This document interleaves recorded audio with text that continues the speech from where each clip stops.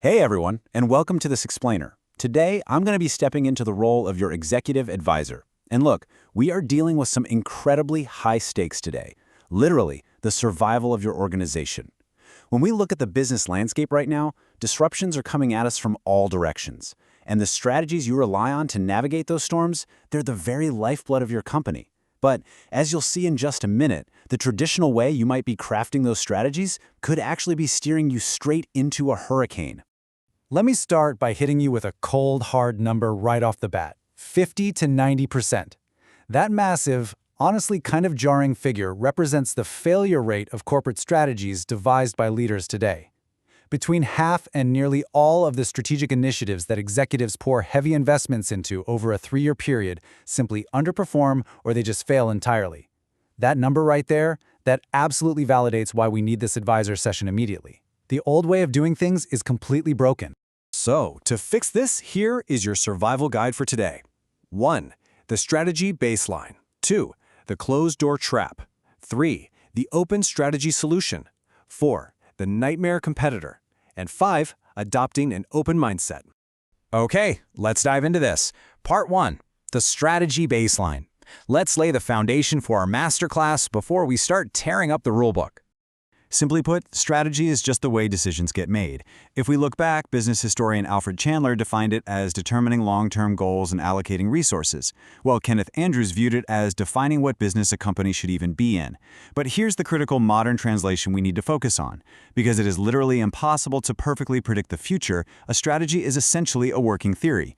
It's your firm's absolute best bet on how competition in your industry is going to evolve and how you can exploit that evolution to get an edge. And the reality is, if your underlying assumptions are wrong, your strategy fails. It's that simple. So, to avoid messing up, companies usually rely on a very traditional strategic management process. It starts with defining a long-term mission. From there, you set your objectives, right? Then you do your analysis to find threats and opportunities. Armed with that, you make a strategic choice, like going for cost leadership or differentiation. And finally, number 5, implementation. It all looks super neat and logical on paper, but I want to point out exactly where this established, comfortable model completely falls apart in the real world. Which brings us to the diagnosis. Part 2, the closed door trap. This is a deadly disease infecting your planning process. You know, executives often presume that keeping strategy locked down to a tiny group of senior officers keeps the company safe. Safe from bad ideas, safe from corporate espionage.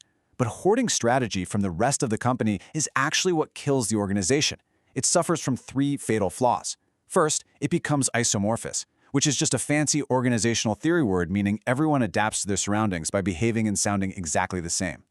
Second, it becomes unimaginative, totally hampered by siloed thinking. And third, it gets incredibly biased.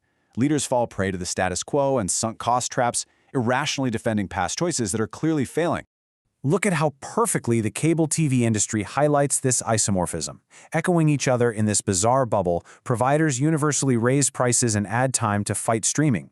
They completely ignored that nearly 27% of American households plan to cut the cord entirely in 2021. Or look at the unimaginative silos over at Sony. Despite having a literal Sony United initiative, internal competition was so fierce that at the 1999 Comdex Fair, 2 different Sony divisions showed up with completely independent, totally incompatible digital music players. Crazy, right? They eventually ceded that entire market to Apple. So, I gotta ask you directly, are you stuck in the status quo trap? Is your C-suite echo chamber suffering from these exact same overconfidence biases? Think about giants like Kodak and Polaroid. They failed to navigate the jump to digital photography because a small group of leaders favored the status quo and just waved away any negative information. When you work alone or in small, closed rooms, the pressure to conform creates massive, incredibly dangerous blind spots. Well, if closed-door planning is the disease, here is your radical prescription. Part 3. The open strategy solution. And this brilliantly illustrates what we're talking about. Mobilizing the power of the crowd changes everything. Shifting from the idea of the lone genius to tapping into a diverse workforce provides this incredible wellspring of fresh ideas. Actually, the social scientist Scott E. Page showed that progress and innovation depend way less on lone thinkers with off-the-charts IQs than they do on diverse groups of people working together. Open strategy gives your leadership team access to external knowledge they'd never find otherwise. It exposes your biases, and crucially, it builds rapid buy-in. When people are actually involved in making the strategy, executing it feels like a natural next step, not some forced mandate from above. So, how do we actually spot these looming disruptions? Part 4, the nightmare competitor. It's called the Nightmare Competitor Challenge, and it's a game changer. This is a workshop where you take diverse, mixed teams and task them with imagining completely fictitious new competitors, rivals whose business models are entirely capable of driving your current business into the ground. What makes this so unbelievably powerful is that it frames disruption not as some vague, passive opportunity in the distant future, but as an imminent, existential threat. It directly lights a fire under leadership and spurs real urgency. Let's ground this in some executive reality. Take voestalpine, an 11 billion euro steel giant. They were facing slowing demand, steel substitutes, and really strict climate goals. Their head of strategy, Christian Presselmeyer, realized they absolutely had to look outside the building. He hit the nail on the head when he said they needed to identify disruptive trends that are difficult to point out internally, in a closed room.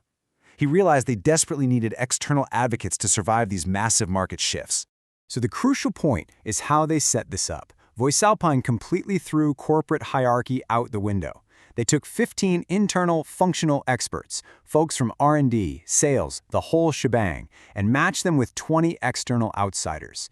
And these weren't your typical corporate pundits. We're talking digital experts, researchers focused on circular business models, even startup founders who had successfully disrupted other markets. They formed these mixed teams and spent days designing nightmare competitors that could literally put voestalpine out of business. The contrast here was absolutely staggering. The internal staff alone, they just weren't radical enough in their thinking. But the external participants provided this essential counterbalance that totally shattered those closed mental barriers. Get this, one mixed team pitched a startup using entirely CO2-free steel production based on hydrogen electrolysis. Because of this open, radical innovation, voestalpine didn't just survive, they joined a consortium to build a pilot facility and eventually patented a carbon-neutral steel production process themselves. They disrupted themselves before anyone else could. All right, let's move to the treatment plan. Part 5. Adopting an open mindset. Here's how you integrate those diverse voices. Here's your step-by-step roadmap for implementation. Step 1. Commit as a top leadership team. If you're a bit nervous about giving up decision-making rights, that's okay. Frame the outputs as helpful contributions that inform the final call. But you have to genuinely commit to relinquishing some control for this to work. Step 2. Open up gradually. Find the parts of your business portfolio facing the biggest looming threats and introduce open strategy there first. Step 3. Set up new structures. Radical new business models need their own separate structures and KPIs, or they'll just die in corporate turf wars. And Step 4. Amplify external voices. Industry-changing ideas almost always come from outside your industry, so use a strong facilitator to balance that fresh, external thinking with your internal practical knowledge. Now, above all, I have to warn you, do not treat open strategy as just a fair-weather approach that you toss out the window the second things get tough. It's so tempting to retreat behind closed doors during a crisis, right? But look at the German software company Saxonia Systems. Back in 2010, they hit a near-death crisis. Revenue shrank by 40% in just a matter of months. Instead of closing ranks, they actually crowdsourced their strategy, eventually expanding these strategic sprints to include 20% of their entire workforce. The result? Because they trusted the crowd during a downturn, their revenues nearly tripled by 2019. We've clearly seen that closed-door trap breeds stagnation, while an open strategy harnesses the true power of diversity to outmaneuver disruption. So I want to leave you with this final provocative thought to help you reconsider your own organizational habits. Take a really hard look at your strategy-making process right now. Who are you excluding from your strategy table today? Because the voice you are shutting out, that just might be the exact voice that saves your company. Thank you so much for joining me for this explainer. It is time to open the doors.